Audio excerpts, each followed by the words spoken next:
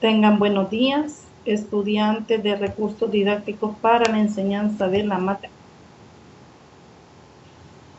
Quiero presentar la agenda, no sin antes dar algunos avisos, como en las tutorías anteriores se ha realizado.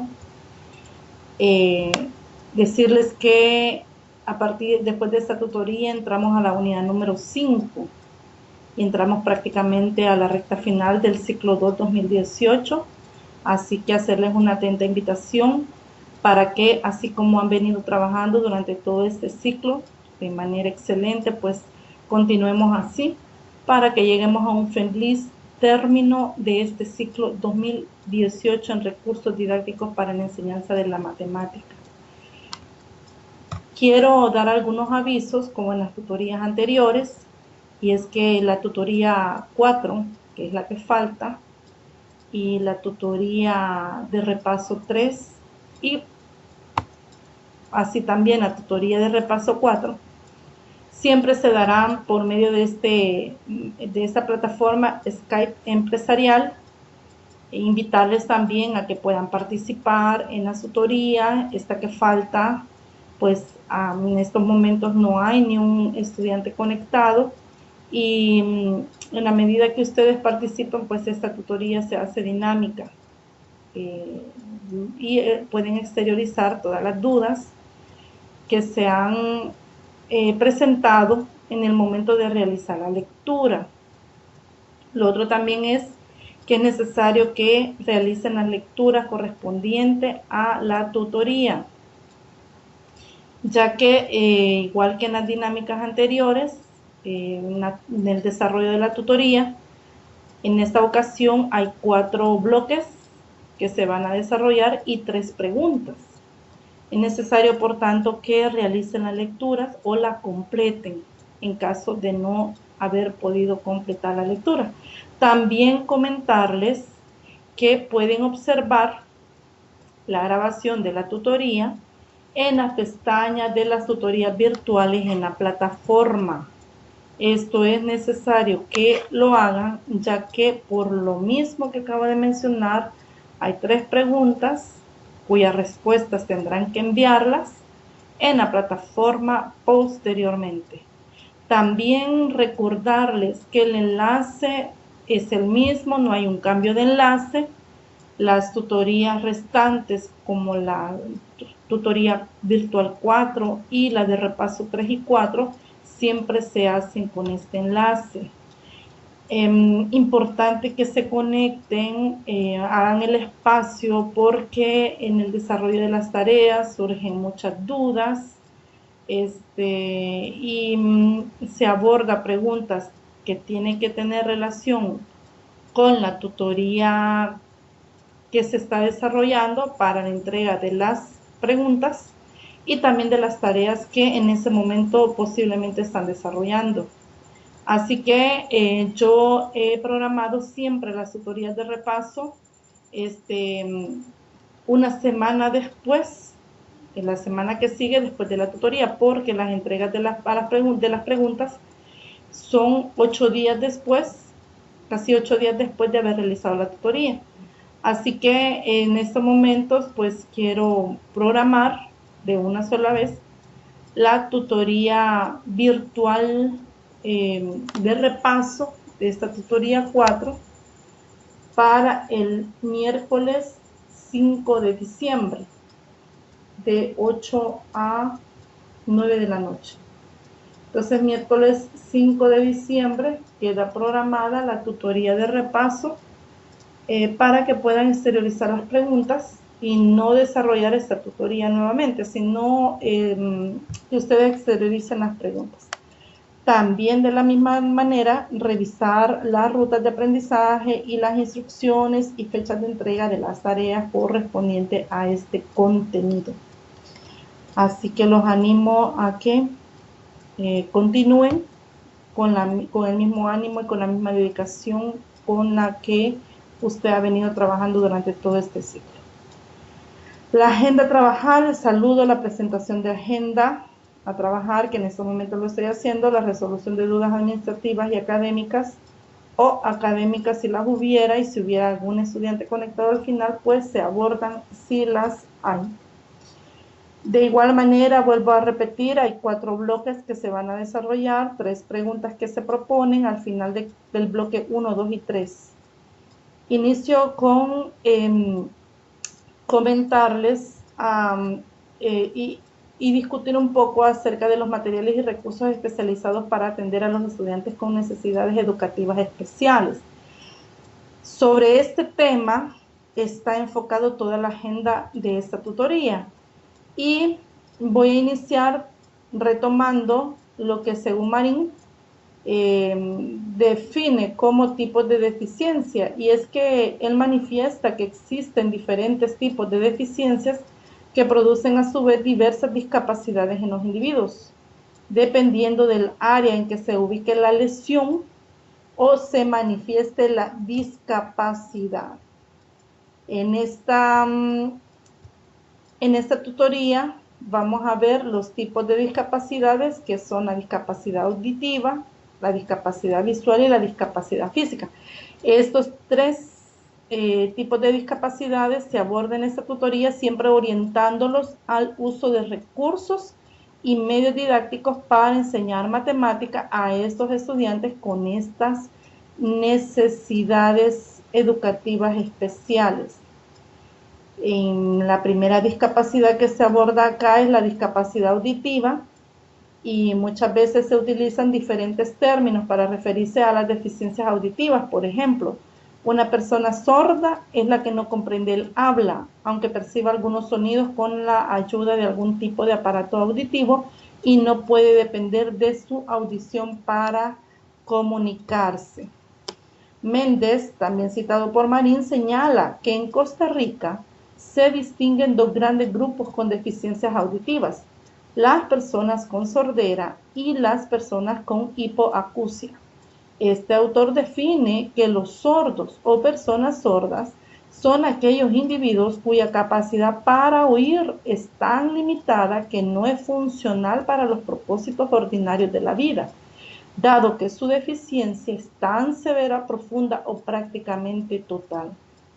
Por su parte, las personas con hipoacusia son las que presentan diferentes grados de pérdida auditiva, si responden al habla y a otros estímulos auditivos. Así que aquí se pueden diferenciar los 2 tipos de personas con discapacidad auditiva. Marín también señala que algunas características de personas sordas que no tienen asociadas otras discapacidades como condiciones físicas y socioemocionales profundas, afirma que el rango de funcionamiento y capacidad intelectual de niños con sordera parece ser el mismo que el de niños sin problemas auditivos. En otras palabras, el tipo de discapacidad auditiva que puede presentar una persona o un niño sordo no incide en la capacidad cognitiva de los mismos para aprender. De igual manera, Méndez, citado por la misma autora, asegura que en nuestro medio se ha tenido la experiencia de que personas con sordera presentan problemas de rendimiento académico que no pueden relacionarse directamente con su bajo nivel intelectual, sino más bien con sus vivencias personales y la comunicación limitada con otros por la deficiencia en particular. En otras palabras, la autora afirma lo que estos autores vienen manifestando, que la capacidad cognitiva de un niño para aprender no está condicionada a la discapacidad auditiva. La atención a estudiantes con este tipo de discapacidad ha evolucionado considerablemente en el país. Se ha incorporado el lenguaje de señas, se ha ampliado la educación inclusiva y hay más ofertas de instituciones especializadas en el sector. Y eso pues lo podemos ver, realmente eso es verídico. De hecho, todos los centros escolares, los centros educativos privados, mayormente públicos, son inclusivos y existe en el mercado una gran variedad de instrumentos, amplificadores y dispositivos que se pueden utilizar en el campo de la educación. Por ejemplo, para personas con pérdidas auditivas leves existen micrófonos que se conectan al oído amplificando el sonido. Y es ideal para conversaciones, escuchar radio o ver la televisión. También están los micrófonos de mano direccional que sirven para la reeducación auditiva y comunicarse en ambientes ruidosos, y también se hace el implante coclear, aparato electrónico que a través de cirugía se introduce en el oído interno y es especial para pacientes con sordera profunda y para aquellas personas a quienes los audífonos convencionales no los han beneficiado. Así que en el mercado existen diferentes alternativas de solución para las personas con discapacidad auditiva. Hablando de que el lenguaje de señas salvadoreña LESA, que es un lenguaje de señas propia de nuestro país, se ha expandido la enseñanza de este lenguaje de señas, como mencionaba anteriormente, dado que en estos últimos años se habla de una educación inclusiva, por tanto se ve la necesidad de que los docentes aprendamos este tipo de lenguaje de señas.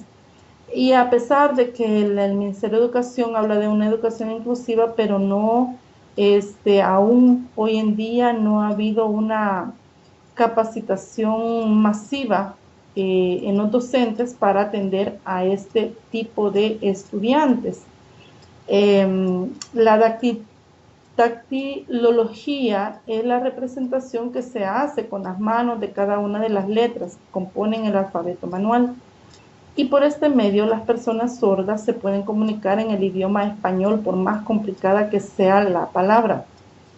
El alfabeto manual es una parte del lenguaje de señas salvadoreña LESA en español, ya que es una lengua formada por signos que se construyen con las manos e implica el uso de gestos y otras partes del cuerpo.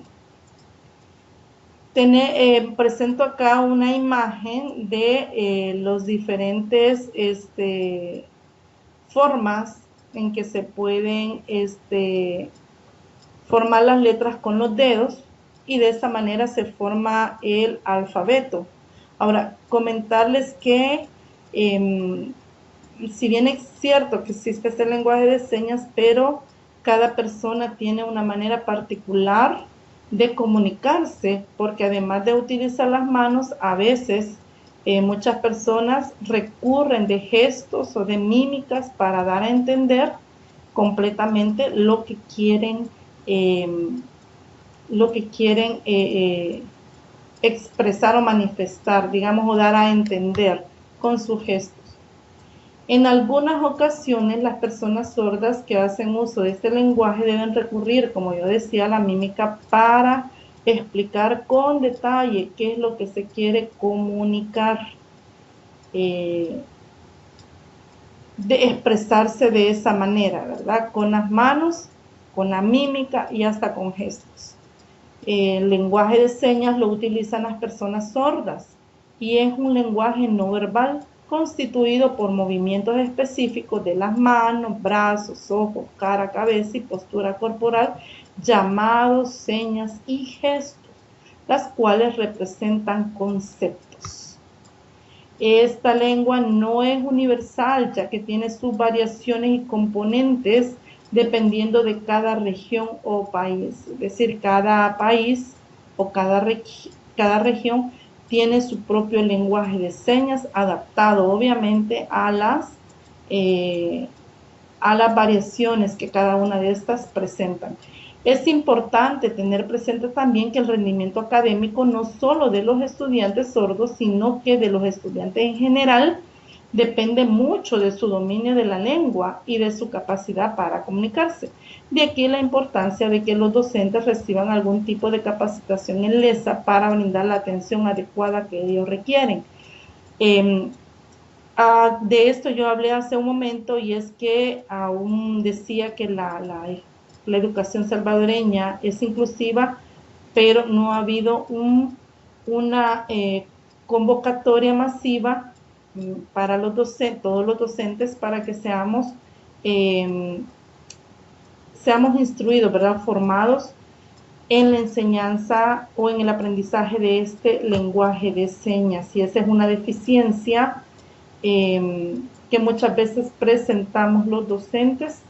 Y aquí algunos docentes han aprendido el lenguaje de señas por iniciativa propia. A veces esto ha incurrido el costo de esta capacitación son costos económicos en el cual incurren los docentes para poder ser formados, ¿verdad? O enseñados en este lenguaje de señas. Bueno, y con estudiantes sordos se puede trabajar cualquier contenido matemático, ya que su sordera no influye en su capacidad cognitivo. Por eso es importante hacer uso de todos los elementos gráficos que se tengan a mano para comunicarse con ellos y hacer todas las adecuaciones necesarias que se requieran en la mediación pedagógica para el tratamiento de los contenidos. Así que es necesario la utilización de los recursos adecuados para poder atender a estos tipos de estudiantes. Por ejemplo, en aritmética, para estudiantes con discapacidad auditiva, se pueden utilizar el ábaco, botones, palillos para que cuenten, entre otros. De igual manera, en geometría, para el estudio de los sólidos, se pueden utilizar cajas, tarros, conos, entre otros.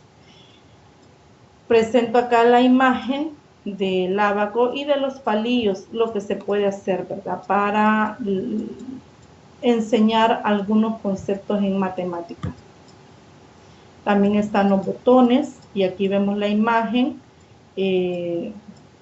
para enseñarles a formar los números, así como también se pueden utilizar para la enseñanza de esas operaciones básicas. Importante que en la elección de un medio o recurso didáctico, no solo para estudiantes con necesidades educativas especiales, sino para todos en general, es necesario considerar el diseño universal o diseño para todos, el cual lo afirma Sánchez. Y es que él expresa que dirige su acción hacia el desarrollo de productos y entornos de fácil acceso para el mayor número posible de personas. Al escoger un medio o un recurso, la utilización de debe de ir dirigido a estudiantes de tal manera que el uso de sea fácil, comprensible, para que el estudiante pueda aprender de la mejor manera posible. Y de acuerdo con lo anterior, en la elección del medio o recurso hay que considerar las características del estudiante, de la herramienta y el entorno, pero lo más importante es que el usuario, es decir, el estudiante, lo pueda utilizar sin importar sus habilidades y que su uso implique el mínimo esfuerzo físico. Además, deberá de sentirse bien con la herramienta. Y de no hacer así, se recomienda buscar otros apoyos hasta que el estudiante lo valore en forma positiva. Así que en la mediación pedagógica, cuando se proponen, pues se escogen los recursos didácticos más adecuados, de tal manera que sean utilizados por todos y que todos se sientan cómodos al utilizar estos recursos. Y de no ser así, si hay estudiantes que se le dificulta el uso de este recurso, recomienda el buscar otros recursos hasta que el estudiante lo valore en forma positiva, es decir, que reconozca que le ayuda y facilita el aprendizaje en matemáticas. Otra de las discapacidades que se abordan en esta tutoría es la discapacidad visual. Ramírez, citado por Marín, da una definición de la deficiencia visual desde el punto de vista educativo y señala que ciego es la persona que carece totalmente de sentido de la vista o que solamente percibe la luz, la cual le sirve para la orientación y movilidad y aprende principalmente a través de los sentidos del tacto y del oído. Los alumnos ciegos requerirán en su proceso de aprendizaje del uso de recursos que no tengan un formato de salida visual ni impreso, excepto si es con braille. Y para aquellos con baja visión, recursos con formato de salida con una tipografía de letra más grande y con negrilla, así como de otros recursos ópticos o tecnológicos que les permitan maximizar en la medida de lo posible la baja visión que poseen. Es recomendable que el docente conozca la clasificación que hacen los expertos en el tema para ubicar a estudiantes con deficiencia visual dentro del proceso de aprendizaje y de esta forma seleccionar las actividades y los recursos.